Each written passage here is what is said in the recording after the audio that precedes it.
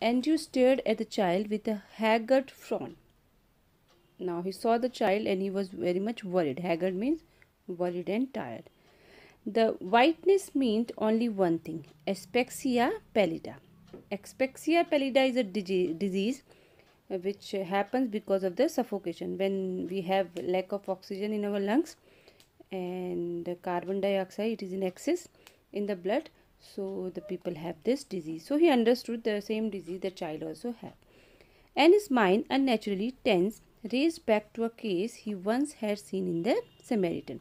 So, when he saw that the condition of a child is like he is having this disease, he was thinking about one case which he has read in the Samaritan. It is the magazine or article would be of medical science students. To the treatment that had been used, instantly he was on his feet. So he was thought of the treatment, how the treatment was done in that case, and he started working. Get me hot water and cold water, he threw out to the nurse. And basin too, quick, quick. So he told the nurse, bring hot water, bring cold water, and bring the basin also, and hurry up. But doctor, she faltered.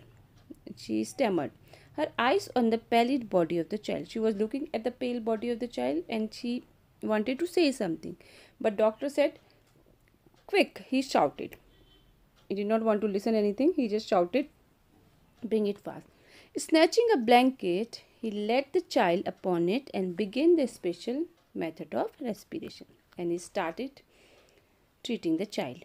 The basins arrived, the ewer, the big iron kettle was also there with the water. Frantically, he splashed cold water into one basin, into the other he mixed water as hot as his hand could bear.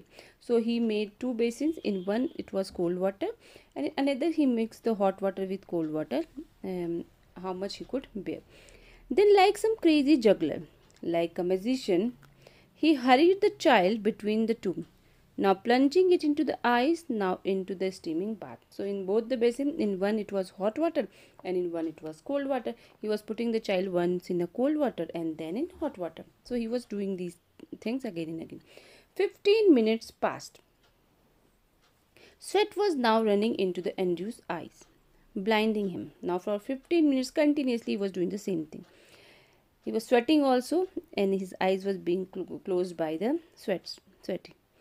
One of his sleeves hung down, dripping. One sleeve also was hanging down and it was dripping in the water. His breath came pantingly, but no breath came from the lax body of the child. Now he was tired, he was panting, but there was no movement in the body of the child.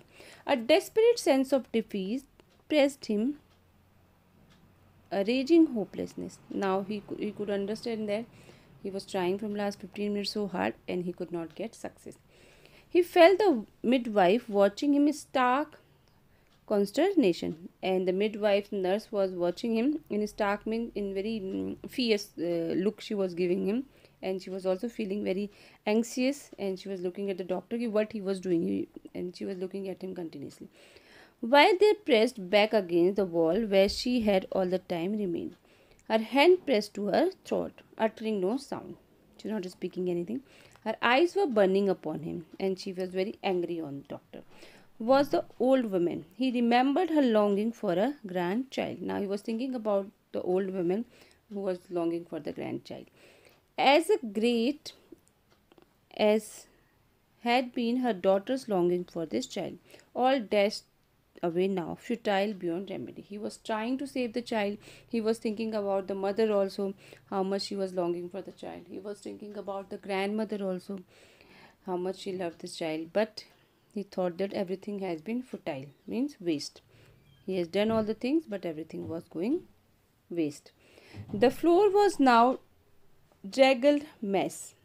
Everything was so much mess was there on the floor. Stumbling over a soaping towel. Stumbling over the soaping towel. So he walked over the soaping means which is drenched, wet towel. And you almost dropped the child. So he was walking there. Stumbling means when you lose your balance.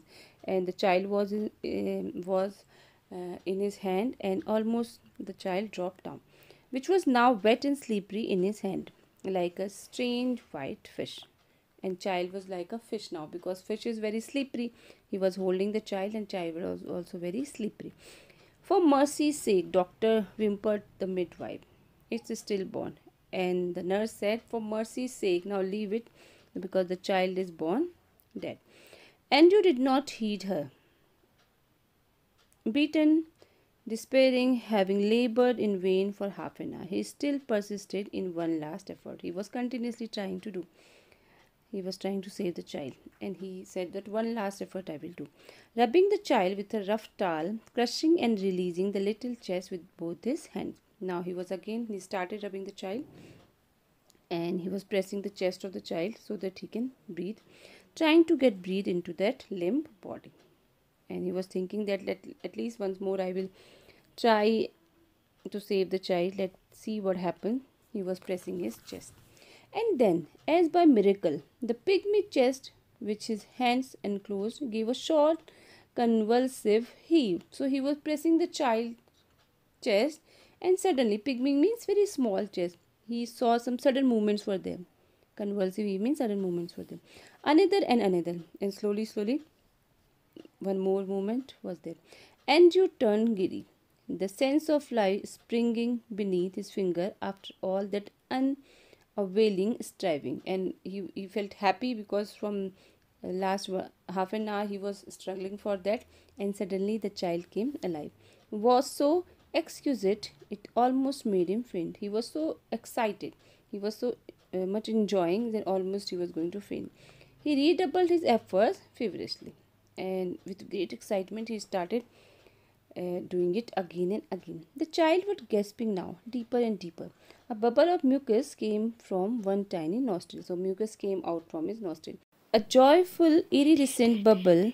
The limbs were no longer boneless. And suddenly this child was alive, and his limbs were no longer boneless. Now because he came to life again.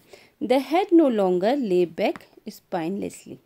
The parent's skin was slowly turning pink, because earlier he has become white now, and now he started being pink, because of the blood circulation would be okay now.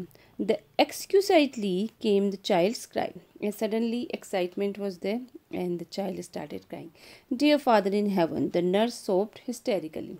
It's come alive. And she started saying the prayer. The child has come to alive.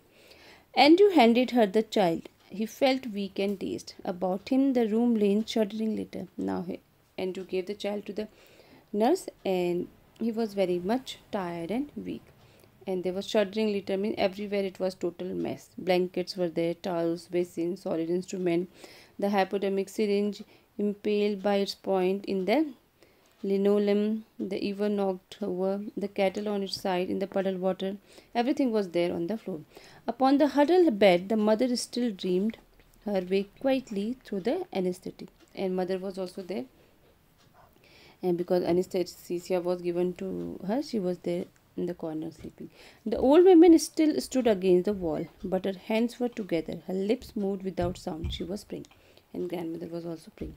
Mechanically, Andrew wrung out his sleeve, and he folded his sleeve and pulled on his jacket. Andrew wrung out his sleeve, because his sleeves also was wet. He must have squeezed the seed and folded, and then he put his jacket. I will fetch my bag, later nurse. He went downstairs through the kitchen into the scullery. His lips were dry at the scullery. He took a long drink of water. So he went to the room, actually the room which is used for washing dishes. He went there and drank water. He reached for his hat and coat.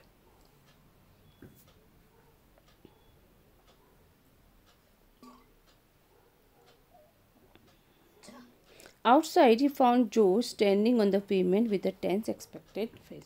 And Mr. Morgan, he was standing outside, and he was very much tensed. All right, Joe, he said thickly. Both all right. It was quite light, nearly 5 o'clock. So doctor said to him, both are all right, mother also and baby also.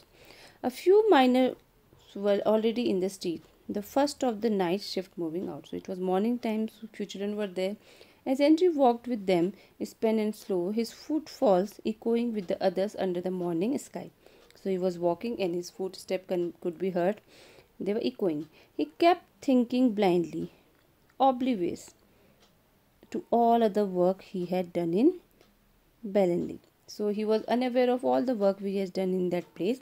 He was just happy. He was feeling very happy that I have done something. Oh God, I have done something real at last. And he was feeling very happy. He forgot about everything which he has done till now in life. He was just being so happy and excited, and he was saying that finally I have done something. Oh my God, finally I have done something real at last.